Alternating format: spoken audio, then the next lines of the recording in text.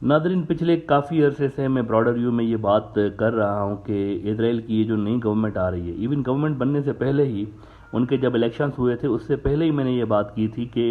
इस बार जो नेतन्याहू ने अलायंस बनाया हुआ है वो इसराइल की तारीख की सबसे जो हार्ड लाइनर जमातें हैं, यूँ समझें कि इसराइल की जो दाइश हैं, आइसिस, उनके साथ इन्होंने अलायंस बनाया हुआ है। और चूंकि नेतन्याहू की पार्टी इसराइल की सबसे बड़ी पार्टी है, हिस्टोरिकली वो ज़्यादा सीटें लेता रहता है, तो मेरा ये गुमान था, मेरा ये आइडिया था, असेसमेंट थी कि इस बार वही गवर्नमेंट बनाएगा, और वही हुआ। आपने देखा कि नवंबर में इनके जो इलेक्शंस हुए उसमें नेतन्याहू जीत के आया, और इसने जो है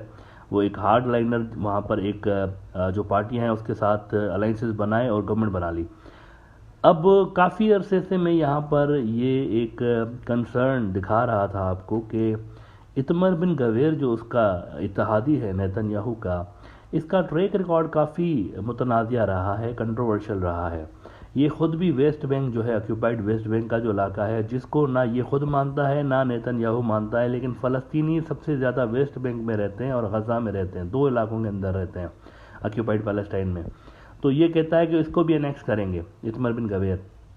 और बाय द वे ये खुद भी वहाँ पर ही रहता है, उधर ही सेटलमेंट्स हैं, कोई इजराइली बनी हुई जो सेटलमेंट्स हैं उनके अंदर रहता है। अब इसका ये ट्रैक रिकॉर्ड रहा है कि अभी जो ये इलेक्शन जीत के और हुकूमत का इत्तेहादी बनाया ना, उससे पहले भी जब ये अपोजिशन में होता था तो ये टाइम टू टाइम जाता रहता था मस्जिद अल अक्सा, और अपने लौंडे लपाटों के साथ ये वहाँ पर जाता रहता था। लेकिन जब भी ये वहाँ जाता था तो हालात ख़राब हो जाते थे, क्योंकि एक स्टेटस को बना हुआ है, मस्जिद अक्सा जो है उर्दून की कंट्रोल में आती है, उर्दून वाले उसको देखभाल करते हैं, उर्दून का किंग उसका खादमुल हरमैन शरीफैन होता है।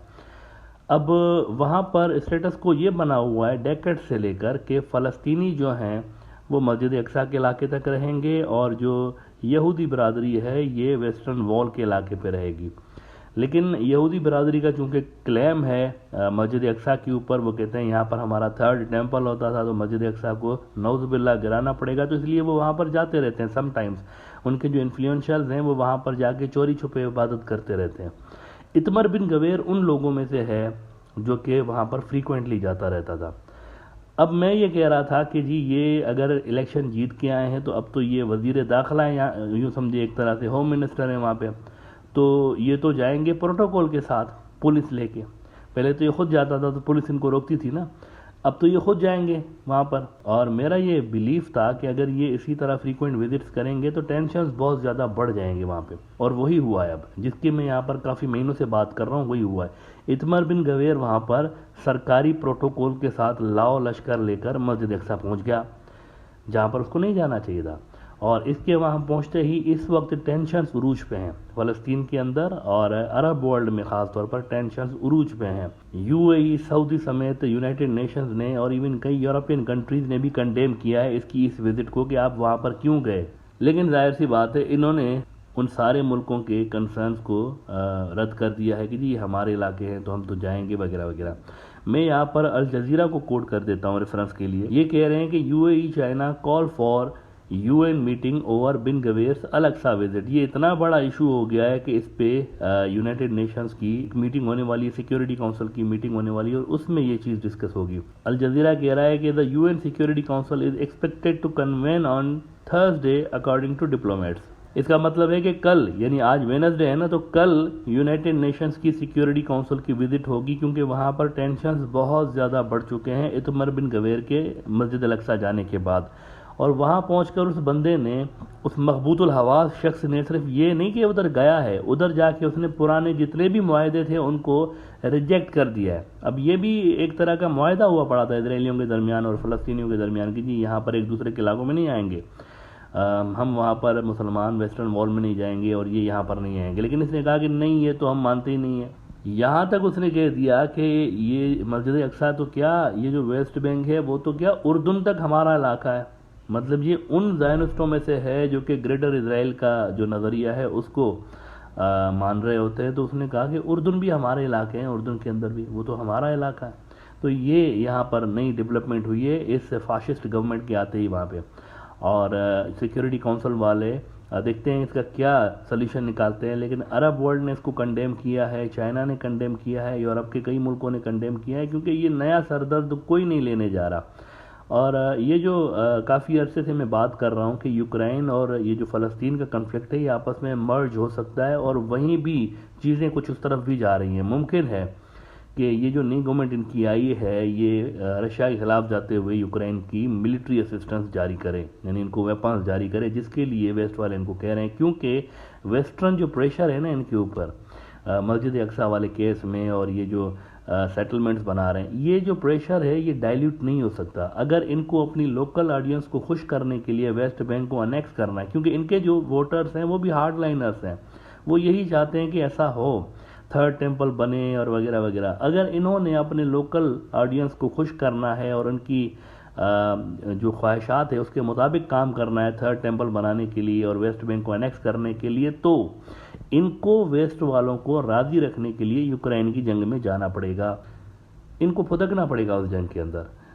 دے have to give weapons to Ukraine, اور وہ کرنے جا رہے ہیں، پروبیبلی وہ ایسا کرنے جا رہے ہیں، کیونکہ اس کے علاوہ ان کے پاس اور کوئی آپشن نہیں ہے۔ یہ اگر تھوڑا سا یوکرائن کو ملٹری اسسٹنس دیتے ہیں، ملٹری اکوپمنٹ سپلائی کرتے ہیں، اپنی ٹیکنالوجی دیتے ہیں نا، تو یورپ والے تھوڑا سا ان کے ساتھ خوش ہوں گے ضرور، اور اس کا پھر یہ فائدہ اس طرح اٹھائیں گے کہ